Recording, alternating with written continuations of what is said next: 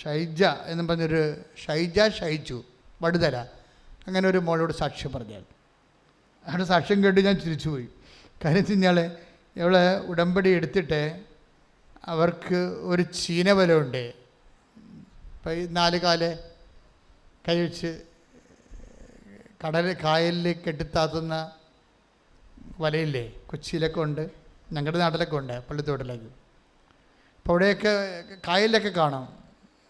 ഇപ്പം ചീനവലി രാത്രി മുഴുവൻ ഭയങ്കര കഷ്ടപ്പെട്ട ജോലിയാണത്. ഞാൻ പണ്ട് 10ാം ക്ലാസ്സൊക്കെ പഠിക്കുമ്പോൾ ചീനവല തട്ടിലിരുന്നാണ് പഠിച്ചുകൊണ്ടിരുന്നത് എൻ്റെ കൂട്ടുകാരനായിട്ട്. അപ്പോൾ രാത്രി മുഴുവനും വല വലിക്കുമ്പോൾ കുറച്ച് വലയും കിട്ടും, 2-3 കിലോ ചെമ്മീൻ കിട്ടുന്ന ദിവസമുണ്ട്. പക്ഷേ ഉറക്കനിപ്പ് അതിൻ്റെ ഇരട്ടിയാണ്. അത്രയും നമ്മളവർക്ക് സിമ്പിളാണ്. നിങ്ങൾ മീനൊക്കെ വാങ്ങിക്കുമ്പോൾ ഓർക്കണേ, അതിന് ഉറക്കം നിൽക്കുന്ന ആൾക്കാരുടെ കഷ്ടപ്പാടിൻ്റെ പകുതി പോലും അവർക്ക് കിട്ടണില്ല. എല്ലാ മത്സ്യത്തൊഴിലാളി സഹോദരങ്ങളെ സമർപ്പിച്ചൊരു ശ്രുതി കെട്ടിയിട്ട് 6 മാസമായി. ഇന്ന് വരെ അതായത് മത്സ്യം ഒഴിയണില്ല. സമൃദ്ധമായി രാത്രിയും പകലും ദൈവം അവരെ അനുഗ്രഹിച്ചുകൊണ്ടിരിക്കുകയാണ്.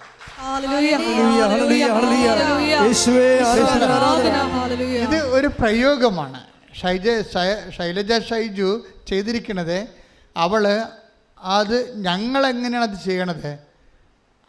അതായത് യേശു കർത്താവാണെന്ന് അധരം കൊണ്ട് ഏറ്റുപറഞ്ഞു, ദൈവം അവന് മരിച്ചതെന്ന് ഉയർപ്പിച്ചെന്ന് ഹൃദയത്തിൽ വിശ്വസിച്ചിട്ടാണ്. ആ വിശ്വാസത്തിലാണ് ദൈവത്തിൻ്റെ പവർ, രക്ഷ. ഇപ്പോൾ രക്ഷ പ്രാപിക്കണം ഞാൻ പറഞ്ഞില്ല നിങ്ങൾ. അതായത് ഇപ്പോൾ റോമ 10:9 എന്താ പറയണത്? യേശു കർത്താവാണെന്ന്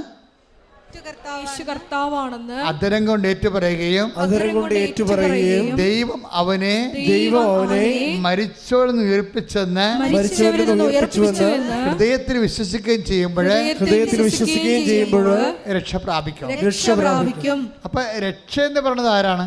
അതായത് ശമൂവേൽ പറയുന്നത് എല്ലാ മനുഷ്യർക്കും വേണ്ടി ഒരുക്കിയിരിക്കുന്ന രക്ഷ ഞാൻ എൻ്റെ കണ്ണുകൊണ്ട് കണ്ടിരിക്കുന്നു. Price the Lord. അതാരാണ്? ഉണ്ണീശോയെ കൈ കൊടുത്തപ്പോഴാണ് ശമൂവേൽ പറയണത് എന്താണിത്?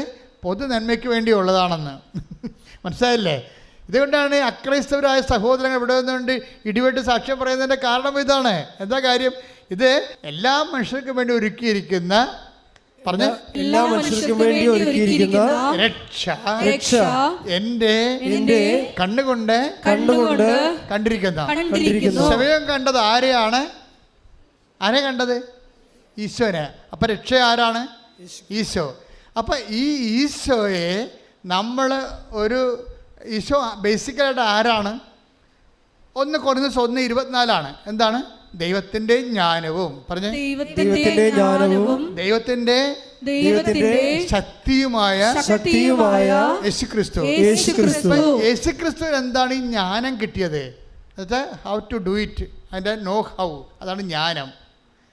അത് പ്രയോഗത്തിൽ വരുന്നതാണ് ശക്തി. അപ്പോൾ ഇതെങ്ങനെയാണ് യേശുക്രിസ്തുവിന് ഈ ശക്തിയും ജ്ഞാനം കിട്ടിയത്?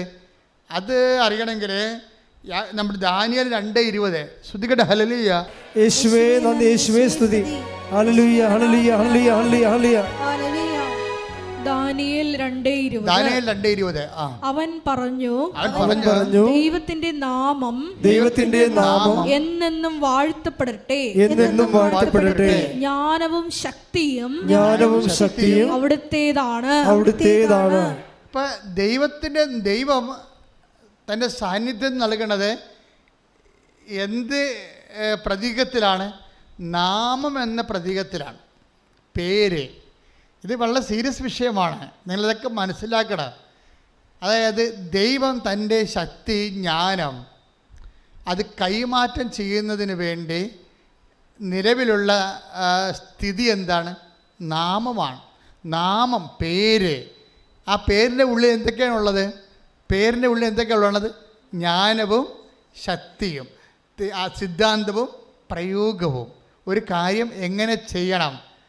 അതുകൊണ്ടാണ് ഈ ജ്ഞാനവും നമുക്ക് ഇപ്പം യേശുവിൻ്റെ നാമം, യേശു നമ്മളിൽ സംലഭ്യമാകണത് എന്തിൻ്റെ പേരിലാണ്? നാമമായിട്ടാണ്. നാമം. ഇപ്പം 4:12 നടപടി പുസ്തകം. സ്തുതികട. ഹല്ലേലൂയ. ഹല്ലേലൂയ ഹല്ലേലൂയ ഹല്ലേലൂയ. യേശുവേ നന്ദി, യേശുവേ സ്തുതി. ഹല്ലേലൂയ. അപ്പോസ്തല പ്രവർത്തനങ്ങൾ 4:12. ആകാശത്തിന് കീഴേ, പറഞ്ഞ ആകാശത്തിന് കീഴേ, ആകാശത്തിന് കീഴേ മനുഷ്യരുടെ ഇടയിൽ നമുക്ക് രക്ഷയ്ക്ക് വേണ്ടി മറ്റൊരു നാമവും നൽകപ്പെട്ടിട്ടില്ല. അപ്പൊ കർത്താവായ ക്രിസ്തുവിന്റെ നാമം ഒഴികെ മനുഷ്യന്റെ പാപങ്ങൾ മോചിച്ചുകൊണ്ട് നിത്യരക്ഷ പ്രാപിക്കാൻ വേണ്ടി there is no other name is given. the name, അതായത് വേറെ നാമവും നൽകപ്പെട്ടിട്ടില്ല. പിന്നെ എന്താണ്? ക്രിസ്തുവിൻ്റെ നാമം. ഈ ക്രിസ്തുവിൻ്റെ നാമത്തെയാണ് നമ്മൾ എന്തു ചെയ്യും? ഗ്ലോറിഫൈ ചെയ്യും. ഇതിൻ്റെ ടെക്നിക്കാലിറ്റി മനസ്സിലാക്കണം നമ്മൾ. ക്രിസ്തുവിൻ്റെ നാമത്തെ അത് അതിൽ നിന്ന് പവർ അടിക്കാൻ, ആ നാമത്തിൽ നിന്ന് ജ്ഞാനം നമുക്ക് ലഭിക്കാൻ രണ്ട് കാര്യമാണ് ദൈവത്തിൻ്റെ നാമത്തിൽ നമുക്ക് ലഭിക്കുന്നത്. ഒന്ന് പവർ, ശക്തി. രണ്ടാമത്തെ എന്താണ്? ജ്ഞാനം. How to do it. അതിൻ്റെ നോ ഹൗ, ജ്ഞാനസൂത്രം ഉണ്ടാ. അതെങ്ങനെയാണ് ചെയ്യേണ്ടത്, എന്ത് ചെയ്യണം, ഇങ്ങനെയുള്ള കാര്യങ്ങൾ നമുക്ക് ഡൗൺലോഡ് ചെയ്ത് കിട്ടണത് ഈ നാമത്തിൽ നിന്നാണ്. അപ്പം നാമത്തെ നമ്മൾ എന്താ ചെയ്യണത്? സാധാരണ നാമത്തെ എന്താ ചെയ്യണത്? ദൈവം ശക്തിയിലും ജ്ഞാനത്തിൽ സ്ഥിതി ചെയ്യുന്നത് അവൻ്റെ നാമത്തിലാണ്. അപ്പം നാമത്തെ നമ്മൾക്ക് എന്താ ചെയ്യാൻ പറ്റുന്നത്? ഈശോ എന്താ പറഞ്ഞത്? പിതാവേ, അങ്ങയുടെ നാമത്തെ മഹത്വപ്പെടുത്തണമേ. Take the word of God. ശ്രദ്ധിക്കട്ടെ. ഹല്ലേലൂയ ഹല്ലേലൂയ ഹല്ലേലൂയ ഹല്ലേലൂയ. യേശുവേ നന്ദി. ഹല്ലേലൂയ ഹല്ലേലൂയ ഹല്ലേലൂയ ഹല്ലേലൂയ ഹല്ലേലൂയ. ആരാധന ആരാധന. യോഹന്നാൻ 17:1.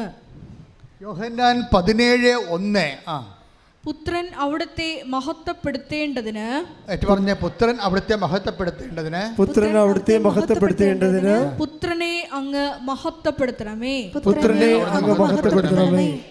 Price the Lord. യോഹന്നാൻ 12 എടുത്ത് സ്തുതിക്കട്ടെ. ഹല്ലേലൂയ. യേശുവേ നന്ദി, യേശുവേ സ്തുതി. ഹല്ലേലൂയ ഹല്ലേലൂയ ഹല്ലേലൂയ ഹല്ലേലൂയ ഹല്ലേലൂയ ഹല്ലേലൂയ. യേശുവേ സ്തുതി. ഹല്ലേലൂയ ഹല്ലേലൂയ ആരാധന. ഹല്ലേലൂയ ഹല്ലേലൂയ. യേശുവേ നന്ദി, ആരാധന. 28. പിതാവേ, പിതാവേ, അങ്ങയുടെ നാമത്തെ മഹത്വപ്പെടുത്തണമേ. അങ്ങയുടെ നാമത്തെ മഹത്വപ്പെടുത്തണമേ. അപ്പോൾ സ്വർഗത്തിൽ നിന്ന് ഒരു സ്വരമുണ്ടായി. അപ്പോൾ സ്വർഗ്ഗത്തിൽ നിന്ന് ഒരു സ്വരമുണ്ടായി. ഞാൻ മഹത്വപ്പെടുത്തിയിരിക്കുന്നു, ഞാൻ മഹത്വപ്പെടുത്തിയിരിക്കുന്നു, ഇനിയും മഹത്വപ്പെടുത്തും, ഇനിയും മഹത്വപ്പെടുത്തും. ഇതാണ് സംഭവം. അതായത് ഇതിൻ്റെ ഒരു എന്താണ്, ബൈബിളിൻ്റെ ഒരു സാങ്കേതിക വിദ്യയാണ് ഞാൻ പറയണത്. അത് നമ്മളുടെ മുമ്പിൽ ഉള്ള ഒരു ദൈവമായിട്ടുള്ള ഇൻട്രാക്ഷനിൽ വരുന്നത് നമ്മുടെ മുമ്പിൽ നമുക്ക് ചെയ്യാനുള്ളത് എന്താണ്? നപ്ഷലായിട്ട് നമുക്ക് ചെയ്യാനുള്ളതാണ് പിതാവിൻ്റെ ദൈവത്തിൻ്റെ നാമത്തെ മഹത്വപ്പെടുത്തുകയാണ്. ഈ ദൈവത്തിൻ്റെ നാമത്തെ മഹത്വപ്പെടുത്താൻ ഏറ്റവും കൂടുതൽ പ്രൊവിഷൻസ് ഉള്ളത് എവിടെയാണ്? ഉടമ്പടിയിലാണ്. അതിനകത്ത് പ്രാർത്ഥനയുണ്ട്, പ്രയോഗമുണ്ട്. ഇപ്പം നമ്മൾ സ്റ്റെഫി എന്താ ചെയ്തത്? സ്റ്റെഫിയോട് എന്താ പറഞ്ഞിരിക്കുന്നത്? നിൻ്റെ കുട്ടി എന്ത് പറ്റി? അതിനെ അവൾക്ക് സ്റ്റെഫിക്ക് വയറ്റിയ മുഴ, പിന്നെ എന്താണ്, ഗർഭസ്ഥ ശിശുവിൻ്റെ തലയുടെ അകത്ത് മുഴ, ഹൃദയത്തിൽ മുഴ. അപ്പോൾ ഒരു അമ്മയുടെ മാനസികാവസ്ഥയൊക്കെ അറിയാമല്ലോ. അവൾ എന്താ ചെയ്തിരിക്കണത്? അവളവിടെ, അതായത് ഡോക്ടർ പറഞ്ഞു it's better to abort it. പക്ഷേ സ്റ്റെഫി അബോർട്ട് ചെയ്യാൻ തയ്യാറല്ല. എന്താ കാര്യം? അവളെ ദൈവത്തെ ആശ്രയിക്കുന്നു, ഉടമ്പടി ചെയ്തിട്ടുണ്ട്. അമ്മ എനിക്ക് കുഞ്ഞിനെ തരുമെന്ന് വിശ്വസിക്കുന്നു. അതിനുവേണ്ടി ദൈവത്തെ മഹത്വപ്പെടുത്തി, പിതാവേ, പിതാവേ, അങ്ങയുടെ നാമത്തെ മഹത്വപ്പെടുത്തണമേ. മഹത്വപ്പെടുത്തുമ്പോൾ എന്താണ് ചെയ്യണത്? മഹത്വപ്പെടുത്തുന്നതിന് നമുക്ക് ചെയ്യാവുന്ന കാര്യം എന്താണ്? നമുക്ക് ചെയ്യാവുന്ന കാര്യം, അല്ലെങ്കിൽ നിങ്ങളെ പ്രാർത്ഥിക്കുമ്പോഴോ സുവിശേഷം സാക്ഷ്യമായിട്ട് ജീവിക്കുമ്പോഴോ നിങ്ങൾ ചെയ്യുന്ന കാര്യം എന്താണ്? ബേസിക്കലായിട്ട് you are glorifying the name of Jesus, അല്ലേ? ദൈവത്തിൻ്റെ നാമത്തെ നിങ്ങൾ മഹത്വപ്പെടുത്തുന്നു. എങ്ങനെയാണ് മഹത്വപ്പെടുത്തണത്? 17:4 എടുത്ത യോഹന്നാൻ സുവിശേഷം. സ്തുതിക്കട്ടെ. ഹല്ലേലൂയ ഹല്ലേലൂയ ഹല്ലേലൂയ ഹല്ലേലൂയ ഹല്ലേലൂയ. യേശുവേ നന്ദി, യേശുവേ സ്തുതി. ഹല്ലേലൂയ. യോഹന്നാൻ 17:4. യോഹന്നാൻ 17:4. അവിടുന്ന് എന്നെ ഏൽപ്പിച്ച ജോലി പൂർത്തിയാക്കിക്കൊണ്ട് ഭൂമിയിൽ അവിടുത്തെ ഞാൻ മഹത്വപ്പെടുത്തി.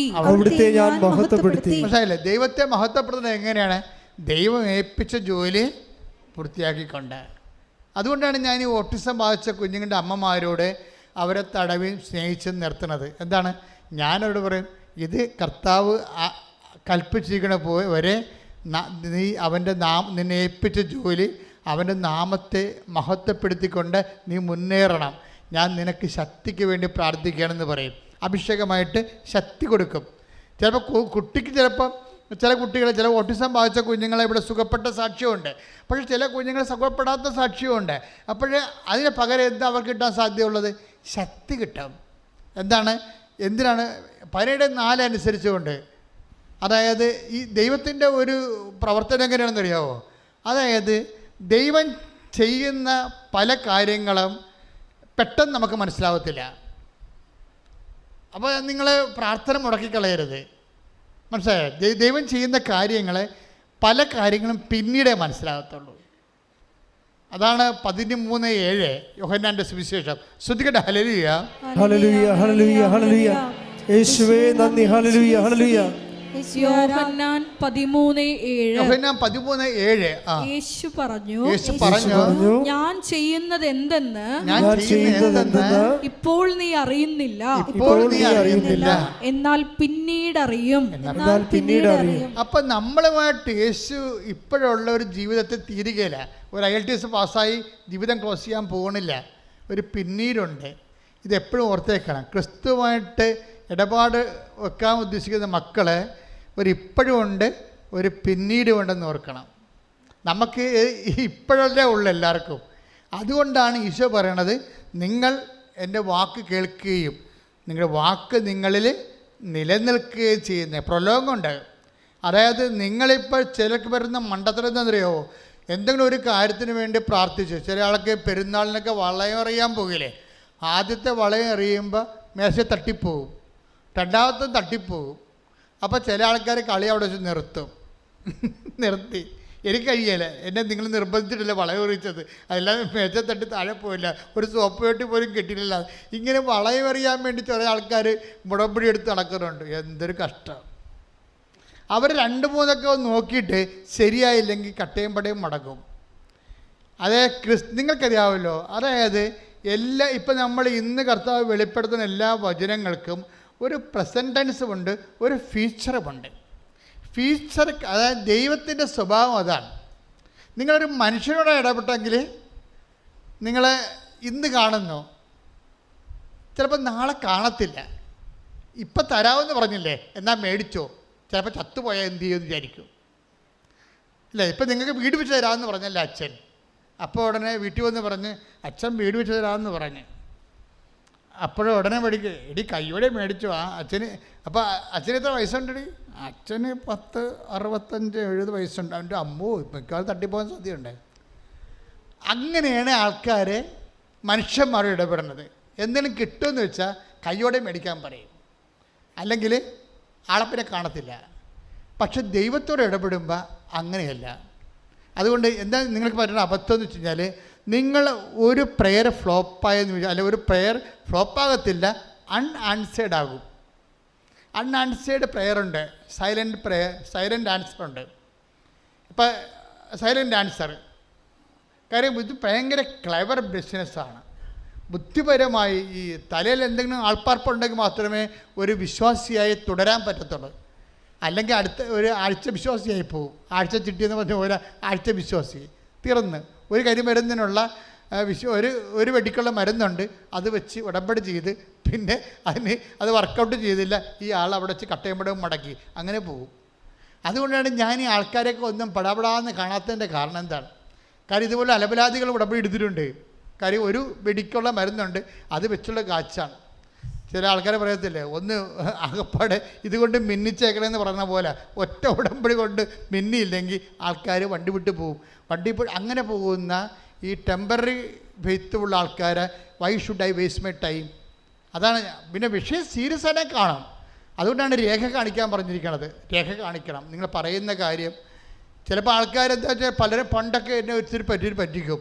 ഭയങ്കര നിലവിളിച്ച് കരഞ്ഞ് ഭയങ്കര നാടകത്തിന് സിനിമയിലൊക്കെ വീട്ടിൽ അഭിനയിക്കാനേക്കാൾ ഭയങ്കരമായിട്ട് അഭിനയിക്കുന്ന ആൾക്കാരില്ലേ, അവരിങ്ങനെ പദം പറഞ്ഞൊക്കെ കാര്യങ്ങൾ പറയുമ്പോൾ നമ്മളത് ചെയ്തു കൊടുക്കും. പക്ഷേ പിന്നെ ഈ ഉടമ്പടിയിൽ ആൾക്കാരെ കാണത്തില്ല.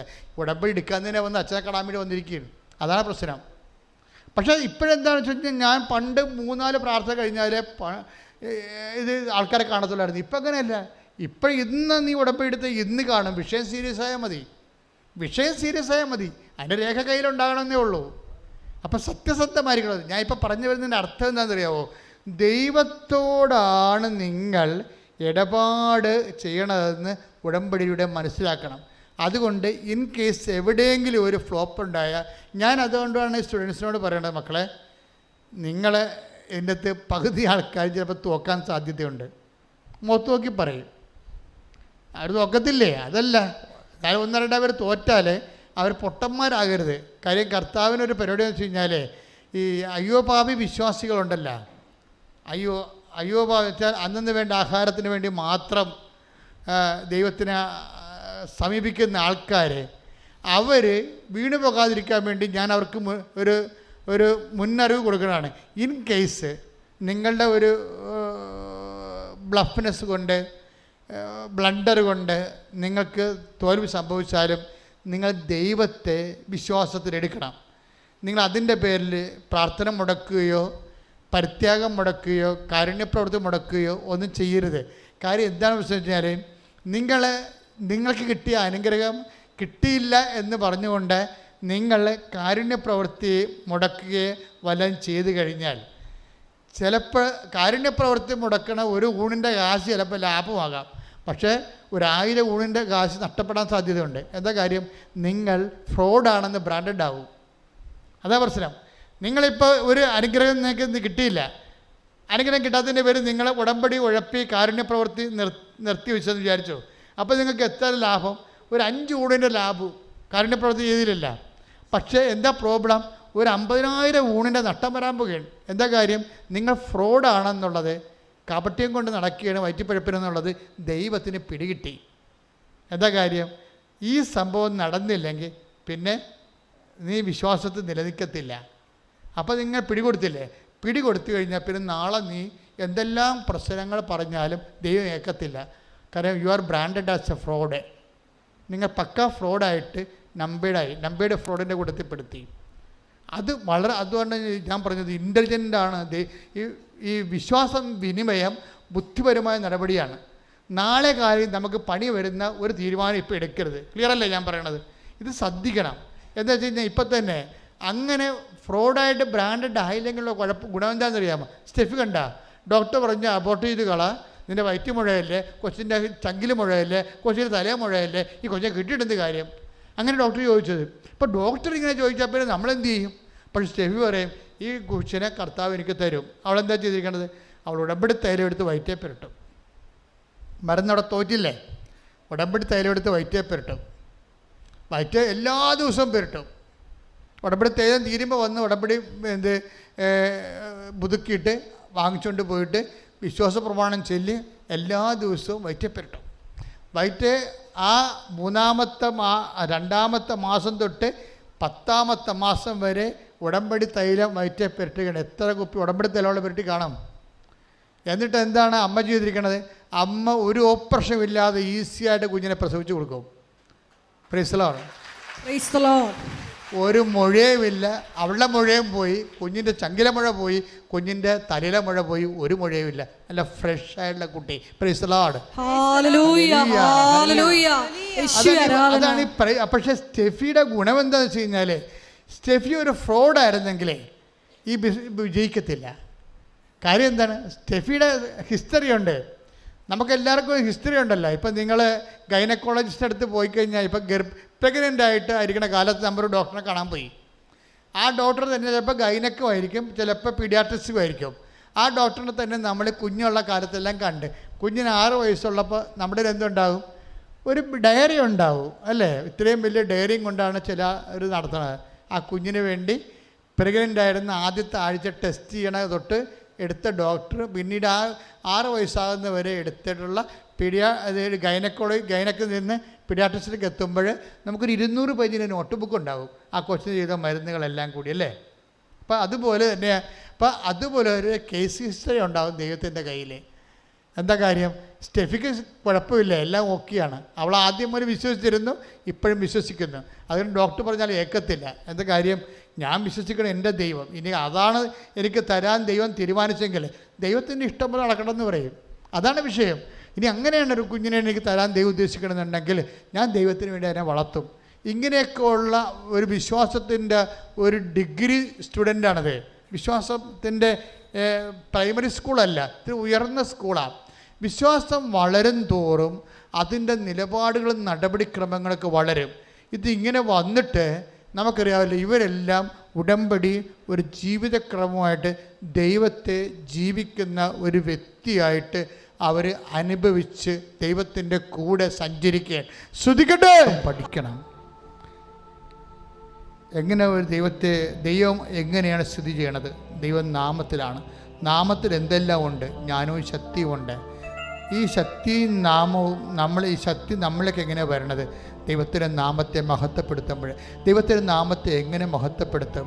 ദൈവം ഏൽപ്പിച്ച ജോലി വചനത്തിൽ പൂർത്തിയാക്കുമ്പോഴും വചനത്തിൽ നിലനിൽക്കുമ്പോഴും. വചനത്തിൽ എങ്ങനെ നിലനിൽക്കും? അത് വാക്കുകൊണ്ടല്ല, അത് പ്രവൃത്തി കൊണ്ടാണ്. ഉടമ്പടി ജീവിതമാണ്. ശ്രദ്ധിക്കട്ടെ.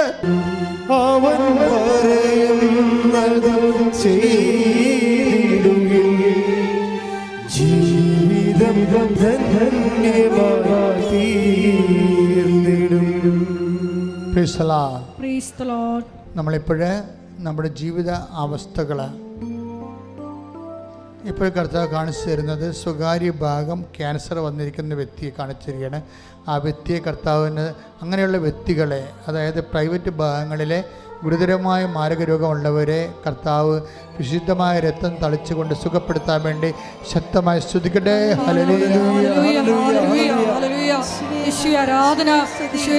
എൻ്റെ കർത്താവിൻ്റെ ഉന്നതമായ നാമത്തിൽ സഭയുടെ അധികാരത്തിൽ കുരിശിൻ്റെ അടയാളത്തിൽ ദൈവത്തിൻ്റെ ശക്തിയാണ്. സ്വകാര്യ ഭാഗങ്ങളിലുള്ള ക്യാൻസർ രോഗങ്ങളും മാരക രോഗങ്ങളും കർത്താവിൻ്റെ വിശുദ്ധമായ രക്തത്താൽ കഴുകിക്കൊണ്ട് ഈശോ പൂർണ്ണമായി അമ്മയുടെ മാധ്യസ്ഥത്തിൽ സൗഖ്യപ്പെടുത്തട്ടെ. ശ്രദ്ധിക്കട്ടെ.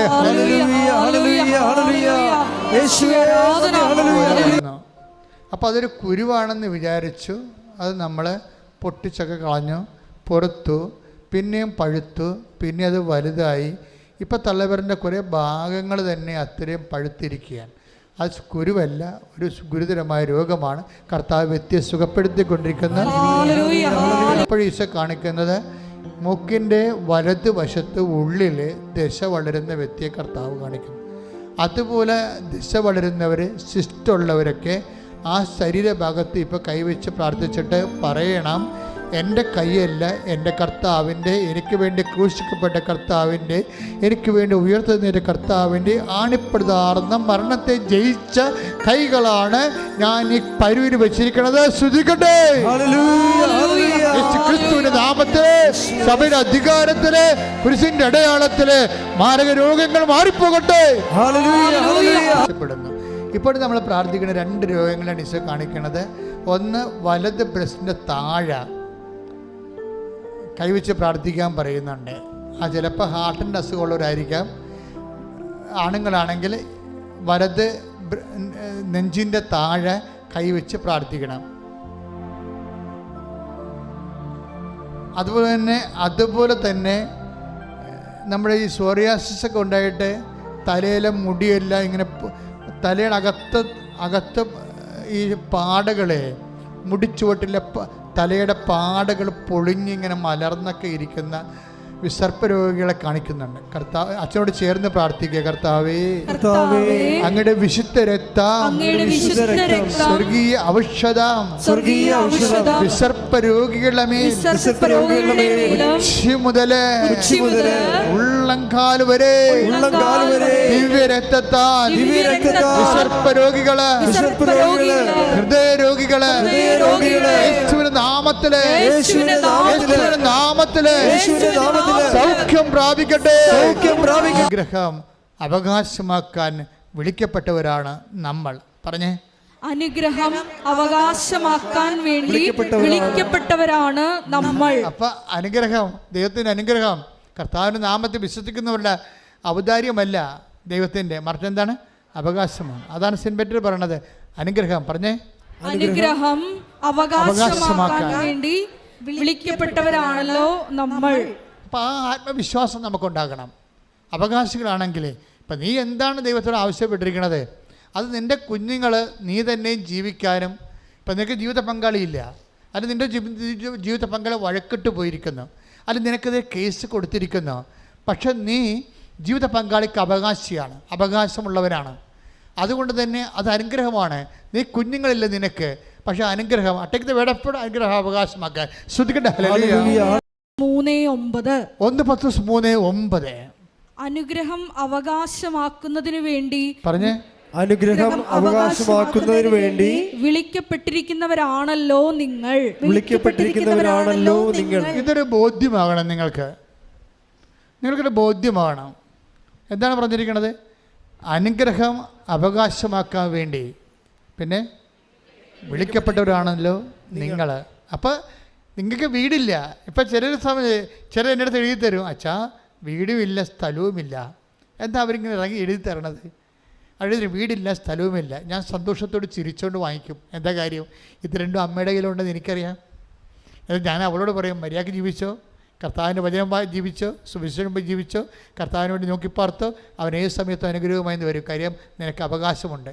നിനക്ക് അവകാശമുണ്ടാകാൻ വേണ്ടിയാണ് കർത്താവ് നിനക്ക് വേണ്ടി വിലക്ക് നിന്നെ വിലക്ക് വാങ്ങിയിരിക്കുന്നത്. അവൻ്റെ രക്തത്താൽ നിലയ്ക്ക് വിലക്ക് വാങ്ങിയവരാണ്. 1 Corinthians 6:20 എടുത്ത് ശ്രദ്ധിക്കട്ടെ. ഹല്ലേലൂയ ഹല്ലേലൂയ ഹല്ലേലൂയ.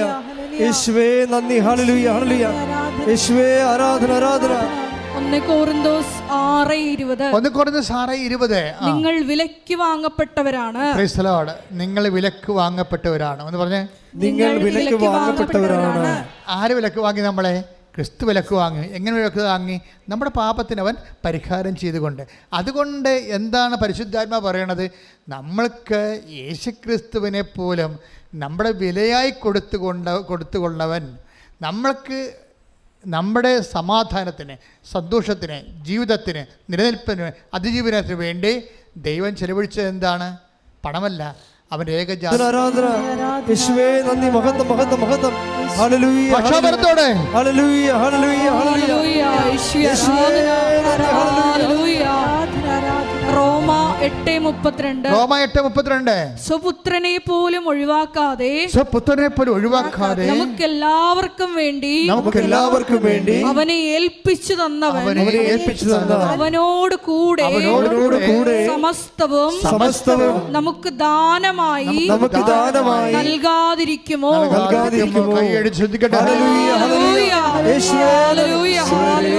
പരമദിവ്യകാരുണ്യത്തിന് ആരാധനയും സ്തുതിയും പുകഴ്ചയും ഉണ്ടായിരിക്കട്ടെ. അതിൻ്റെ ഒരു സമസ്തവും എന്നുള്ള വാക്കുണ്ട്. അതായത് നമുക്ക് യേശുക്രിസ്തുവിനെ നൽകിയവൻ അവനോടുകൂടെ സമസ്തവും. എന്നുവെച്ചാൽ ഒരു മനുഷ്യൻ ഈഹത്തിലും പരത്തിലുമുള്ള എല്ലാ വിഷയങ്ങളും എന്നതിൻ്റെ അർത്ഥം. അതുകൊണ്ടാണ് നിനക്ക് എന്തും ചോദിക്കാൻ ദൈവത്തോട്. നിൻ്റെ ആത്മീയ നന്മയ്ക്ക് ഉപകരിക്കുന്നത് കൂടി ആയിരിക്കണമെന്നേ ഉള്ളൂ. അല്ല, നിൻ്റെ ആത്മാവ് നഷ്ടപ്പെടുത്തി പോണ കാര്യം ദൈവത്തോട് ചോദിക്കരുത്. നിൻ്റെ ദൈവിക ജീവനെ നിലനിർത്തി പരിപോഷിപ്പിക്കാൻ ഉതകുന്ന എന്തും ദൈവത്തോട് ചോദിക്കാം.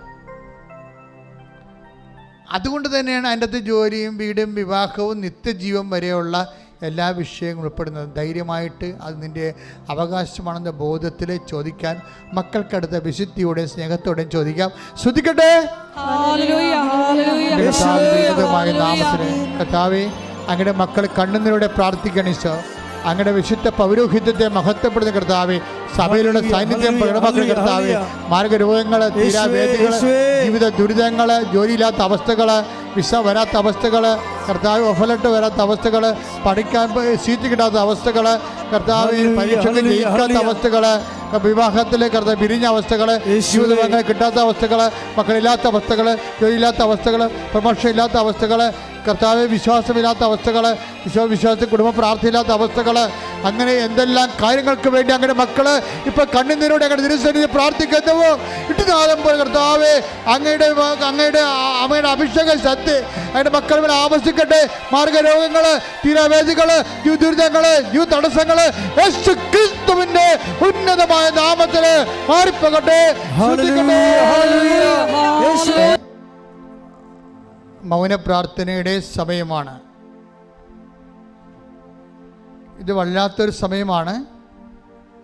ഇത്രയും നേരം നമ്മൾ കർത്താവിൻ്റെ വചനം കേട്ടിട്ട് ഇപ്പോഴ് ആശീർവാദത്തിന് മുമ്പുള്ള ദൈവികമായൊരു നിമിഷമാണിത്. ഏറ്റവും കൂടുതൽ പ്രാർത്ഥിക്കേണ്ടത്, കർത്താവെ, അങ്ങയുടെ അമ്മയെ എൻ്റെ കൂടെ എൻ്റെ കുടുംബത്തിലേക്ക് അങ്ങ് പറഞ്ഞയക്കണമെന്നാണ് പ്രാർത്ഥിക്കേണ്ടത്. എൻ്റെ മക്കളുടെ മേലെ, വിദൂരത്തുള്ള മക്കളെ, വിദൂരമായിരുന്നിട്ട് പോലും മക്കളെ അപ്പനെയും അമ്മനെയും കാണാൻ പറ്റാത്ത മക്കളുണ്ട്. ആർക്ക് വരാൻ പറ്റാത്ത അവസ്ഥയുണ്ട്. വിസ തടസ്സം പോലെയുള്ള കഷ്ടപ്പാടുകളുണ്ട്. ജയിലിലായിട്ടുള്ള മക്കളുണ്ട്. വിദേശങ്ങളിലൊക്കെ സ്വദേശങ്ങളിലായാലും ശരി. ഇനി മക്കളുടെ അപ്പനോടും അമ്മയോടുള്ള സ്നേഹം തണുത്തു പോയിട്ട് ചുമ്മാ ആരെങ്കിലും ഇണകളെ കണ്ടിട്ട് അവരുമായിട്ട് കറങ്ങി അടിച്ച് വെള്ളവും ഒഴിച്ച് ഒക്കെ നടന്ന് ജീവിതം തീർന്നുവെന്ന് ചിന്തിച്ച് അവർക്ക് അവരോട് തന്നെ വെറുപ്പും വീട്ടുകാരോട് ഭയവും നാടിനോട് നീരസവുമായിട്ട് മാനസികമായിട്ട് അകന്നു പോയവരുണ്ട്. ഇനി പുറപ്പെട്ടു പോയവരുണ്ട്. അപ്പന്മാർ ഈ ദിവസങ്ങളിൽ ഞാൻ പല അപേക്ഷകളും കണ്ടു. ഭർത്താവ് പുറപ്പെട്ടു പോയി, 22 വർഷമായി, ഒരു പിടിയുമില്ല. അപ്പൻ പുറപ്പെട്ടു പോയി, മക്കൾ പുറപ്പെട്ടു പോയി. അവരെല്ലാം തിരികെ വരാൻ വേണ്ടി പ്രാർത്ഥിക്കാനുണ്ട്.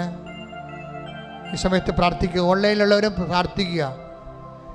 ഗുരുതരമായ രോഗത്തോടുകൂടി ആശുപത്രിയിൽ കിടക്കുന്നവരെ പ്രാർത്ഥിക്കുക. സാമ്പത്തികമായ കടങ്ങളാൽ വീട് നഷ്ടപ്പെടാൻ പോകുന്നവർ പ്രാർത്ഥിക്കുക. ദൈവത്തിൻ്റെ കയ്യിൽ നിന്നെ രക്ഷപ്പെടുത്താനുള്ള വഴിയുണ്ട്. നീ നിന്നെക്കുറിച്ച് ചിന്തിക്കരുത്. നിൻ്റെ പഴയകാല ജീവിതം ചിന്തിക്കരുത്. നിനക്ക് വേണ്ടി ക്രൂശിക്കപ്പെട്ടവൻ്റെ രക്തത്തിൻ്റെ ഈടുവെപ്പിനെക്കുറിച്ച് നീ മോചന ദ്രവ്യമായി നിന്നെ വീണ്ടെടുത്തതിൻ്റെ വിശ്വാസം നീ പ്രഖ്യാപിക്കുക. ശ്രദ്ധിക്കട്ടെ.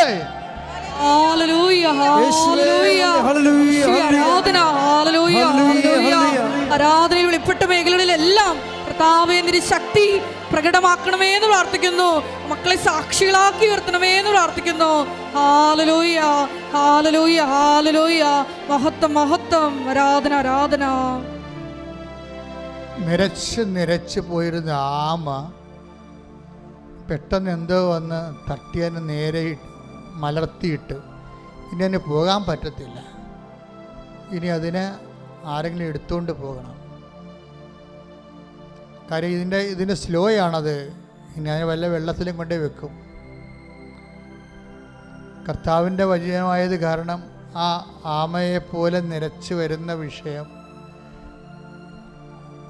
ഇനി എടുത്തുകൊണ്ട് പോകുന്ന പോലെ സ്പീഡായിട്ട് നിൻ്റെ ജീവിതത്തിൽ സംഭവിക്കുന്നുള്ള സൂചനയാണ് എൻ്റെ മനസ്സിൽ കർത്താവ് പറയാൻ വേണ്ടി ആന്തരിക പ്രേരണ ലഭിക്കണത്. ഏറ്റവും സ്ലോ ആയിട്ടുള്ളത്. അതേ രീതിയിൽ പോകാനാണെങ്കിൽ അങ്ങനെ പോകാൻ പറ്റത്തുള്ളൂ. ഇപ്പോൾ ഒരു മുറുക്കാൻ കടയിൽ വിട്ട് 3 കുഞ്ഞുങ്ങളെ പോറ്റാൻ നിനക്ക് ഒരിക്കലും പറ്റത്തില്ല, ആൾ ഇപ്പോൾ കച്ചവടം ഇല്ലെങ്കിൽ. അപ്പോൾ തീർച്ചയായിട്ടും വരുമാനത്തിൻ്റെ മാർഗം മാറണം. അങ്ങനെ തുച്ഛമായ വരുമാനം കൊണ്ട് ജീവിക്കാൻ പറ്റാത്ത ഒരവസ്ഥ ഉണ്ടെങ്കിൽ അവർ ഓൺലൈനായാലും ഇവിടെയായാലും കൈ ഉയർത്തിക്കൊണ്ട് അമ്മയുടെ മധ്യസ്ഥത്തിൽ ഈശോയുടെ സ്തുതിക്കട്ടെ. ഹല്ലേലൂയ, ഹല്ലേലൂയ, ഹല്ലേലൂയ. ആരാധനയിൽ പങ്കെടുത്ത് വരുമാന മാർഗങ്ങളെ ചേഞ്ച് ചെയ്ത് കൊടുക്കണമെന്ന് പ്രാർത്ഥിക്കുന്ന അവിടെ കഴിവ് അത്രേ ഉള്ളതെന്നുണ്ട് കർത്താവെ. അതിനെ അതിലംഘിക്കാനുള്ള പുതിയ മാർഗങ്ങളെ കർത്താവെ അവരെ ചാരുകീറി കൊടുക്കണമെന്ന് പ്രാർത്ഥിക്കുന്ന ദൈവത്തിൻ്റെ കരുണ ആ കുടുംബത്തിൻ്റെ മേലെ, മക്കളുടെ മേലെ കർത്താവെ, ഓരോ മക്കളുടെ മനസ്സുകളെ കർത്താവെ അവരുടെ ജീവിതത്തെ ക്രമീകരിക്കപ്പെടാൻ വേണ്ടി സഹായിക്കാൻ വേണ്ടി മനസ്സൊരുക്കണമെന്ന് പ്രാർത്ഥിക്കുന്നത്. ശ്രദ്ധിക്കട്ടെ.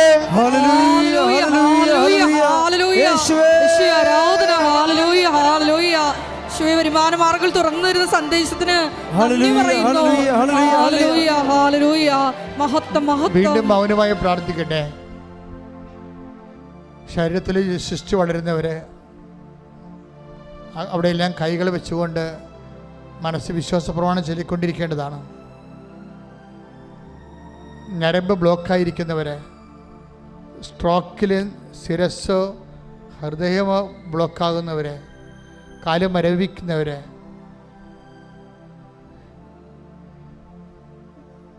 രോഗത്തിൻ്റെ പേടികളുള്ളവരെ നെഞ്ചിൽ കൈവച്ചുകൊണ്ട് പ്രാർത്ഥിക്കട്ടെ.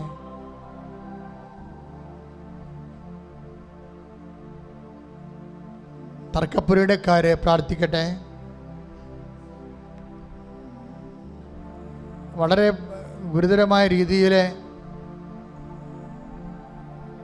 വാശിപ്പുറം നിങ്ങളെ സഹായിക്കാൻ കഴിയുമായിരുന്നിട്ടും അതുകൊണ്ട് അവർക്ക് സഹായിച്ചുകൊണ്ട് അവർക്ക് നഷ്ടമൊന്നും ഇല്ലെങ്കിൽ പോലും മനഃപൂർവ്വം സഹായിക്കാതെയും വഴി തരാതെയും തടഞ്ഞും ഒക്കെ നിങ്ങളെ പൊറുതി മുട്ടിച്ച് ശ്വാസം മുട്ടുന്നവരെ സമർപ്പിച്ചുകൊണ്ട് പ്രാർത്ഥിക്കട്ടെ. നാവിനെ കർത്താവ് കാണിച്ചു തരുന്നുണ്ട്, തളർന്നു പോയ ഒരു നാവ്. ഇനി സംസാരിക്കാൻ വാക്കില്ല, സംസാരിച്ചിട്ട് കാര്യവുമില്ല. ഇനി ഞാൻ സംസാരിച്ചത് നിർത്തി എന്ന് പറഞ്ഞിട്ട് നാക്ക് അകത്തിട്ട് തളർന്ന് കിടക്കുന്ന നാവ്. ഇനി കർത്താവ് നിനക്ക് വേണ്ടി സംസാരിക്കുമെന്ന് പരിശുദ്ധാത്മാ പറയുന്നു. ശ്രദ്ധിക്കട്ടെ. അവര് ഭർത്താവിന് കേസ് കൊടുക്കാതെ തന്നെ അമ്മയ്ക്കും കുഞ്ഞുങ്ങൾക്കും ചിലവും വാങ്ങിച്ച് ഇവന് ഇപ്പോഴും ജീവിതവുമില്ല, ഇല്ലാത്ത കാശ് ഉണ്ടാക്കി കൊടുക്കുകയും ചെയ്യണം.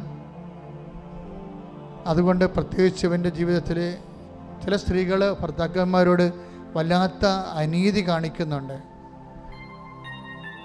എന്താ കാര്യം വെച്ചാൽ അവർ കല്യാണം കഴിച്ച് 2 പെറ്റു, അവരവിടുന്ന് കൊച്ചിനെയും കൊണ്ട് കടന്നു കളഞ്ഞു. പിന്നെ അവർക്കെതിരെ കേസ് കൊടുത്തേക്ക്. ഒരു കാര്യമില്ല, അവർക്കിവിടെ ഒന്ന് കൂടി താമസിക്കാൻ കഴിയില്ല, അതാണ് പ്രശ്നം. എന്നാൽ ഇവന് അങ്ങോട്ട് താമസിക്കാൻ പറ്റുമോ? അത് അംഗീകരിക്കത്തുമില്ല. പിന്നെ ഇവനെന്ത് ചെയ്യണം? ഇവൻ വെറുതെ കാശിങ്ങനെ അയച്ചു കൊടുത്തുകൊണ്ടിരിക്കണം. ATM യന്ത്രം പോലെ എല്ലാ മാസവും 10,000 20,000 രൂപ അയക്കണം. അതുകൊണ്ട് ഇവന് എന്താ പ്രയോജനം? ഒരു പ്രയോജനമില്ല. ഇത് അനീതിയാണ്. അതുകൊണ്ട് അങ്ങനെ അനീതി ആരെങ്കിലും കാണിച്ചിട്ടുണ്ടെങ്കിൽ നിങ്ങൾ അടിച്ചു മാറ്റിയ കുഞ്ഞുങ്ങളെ കൊണ്ട് തന്നെ നിങ്ങൾ കർത്താവിൻ്റെ ശാപത്തിന് നിങ്ങൾക്ക് തന്നെ അനുഭവിക്കാൻ യോഗ്യതയില്ലാത്ത അവസ്ഥാനം വരും. ഇപ്പോൾ നിങ്ങൾ ജയിച്ചതായിട്ട് കാണപ്പെടുന്ന ഭാര്യയായാലും ഭർത്താവായാലും ഇപ്പം ജയിച്ചതായിട്ടൊക്കെ തോന്നുന്നുണ്ട്, നിങ്ങൾ ജയിച്ചിട്ടില്ല എന്നാണ് ഈശോ പറയണത്. 15 കൊല്ലം മാത്രമേ നിങ്ങളുടെ ഈ ഇപ്പം കാണുന്ന ഈ ക്ഷുദ്രമായ വിജയം നിലനിൽക്കത്തുള്ളൂ. ദൈവനീതി നടത്തുമ്പോൾ നിങ്ങൾ താങ്ങത്തില്ല. അതുകൊണ്ട് അനുരഞ്ജനപ്പെടുകയാണ് നിങ്ങളുടെ മുമ്പിലുള്ള ആകപ്പടെ പോകുമ്പഴി. അങ്ങനെയുള്ള മക്കൾക്ക് വേണ്ടി ആരും മാതാപിതാക്കന്മാർ കൂട്ടു നിൽക്കരുത്. തെറ്റ് പറഞ്ഞു കൊടുക്കണം. അല്ലാതെ അവരാണ് വരുമാനമുള്ളത്, അവനാണ് വരുമാനമുള്ളത്, അവൻ്റെ തെറ്റ് പറഞ്ഞ് എനിക്ക് ഭക്ഷണം കിട്ടത്തില്ലെന്ന് വിചാരിച്ചുകൊണ്ട് അവരെന്തെങ്കിലും ചെയ്യട്ടെ, എനിക്ക് ഭക്ഷണം കിട്ടിയാൽ മതി എന്നും പറഞ്ഞുകൊണ്ട് ഇരിക്കുമ്പോൾ നിങ്ങൾ ദൈവത്തിൻ്റെ ആൾക്കാരല്ല, മക്കളുടെ ആൾക്കാരാണ്. അപ്പം നിത്യതയിൽ നിങ്ങൾ ദൈവത്തെ തള്ളിപ്പറഞ്ഞതിൻ്റെ ബലമണങ്ങൊക്കെ ഉള്ളത്. ഇങ്ങനെയുള്ള പ്രലോഭനങ്ങൾ ചെന്ന് ചാടാതിരിക്കാൻ വേണ്ടി പ്രാർത്ഥിക്കാനാണ് ഞങ്ങളെ പ്രലോഭനങ്ങൾ ഉൾപ്പെടുത്തരുത് എന്ന് ഈശോ പഠിപ്പിച്ചത്. അറിഞ്ഞുകൊണ്ട് വേണം ഈ വിഷയത്തിലൊക്കെ ഇടപെടാൻ. മൗനമായി പ്രാർത്ഥിക്കട്ടെ. സമാപനാശീർവാദന സമയമായി മൗനമായി പ്രാർത്ഥിക്കട്ടെ.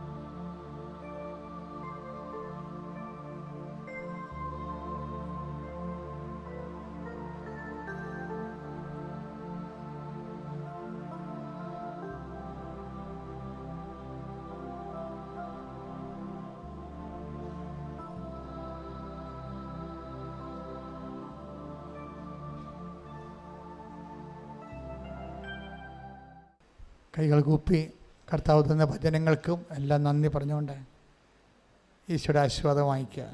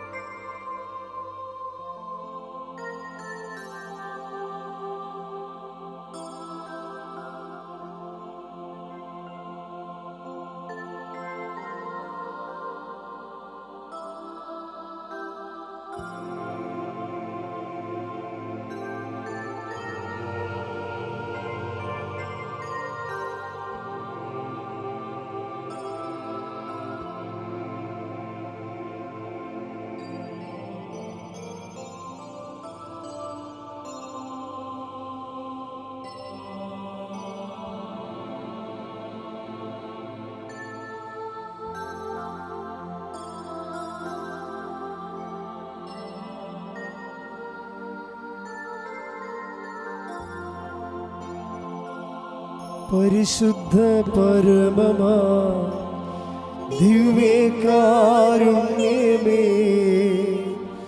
എന്നും എന്നും അങ്ങേയ്ക്കാരാധന. പരിശുദ്ധ പരമമാ ദിവ്യകാരുണ്യമേ എന്നും എന്നും അങ്ങേയ്ക്കാരാധന. പരിശുദ്ധ പരമമാ ദിവ്യകാരുണ്യമേ എന്നും എന്നും അങ്ങേയ്ക്കാരാധന. ആവേ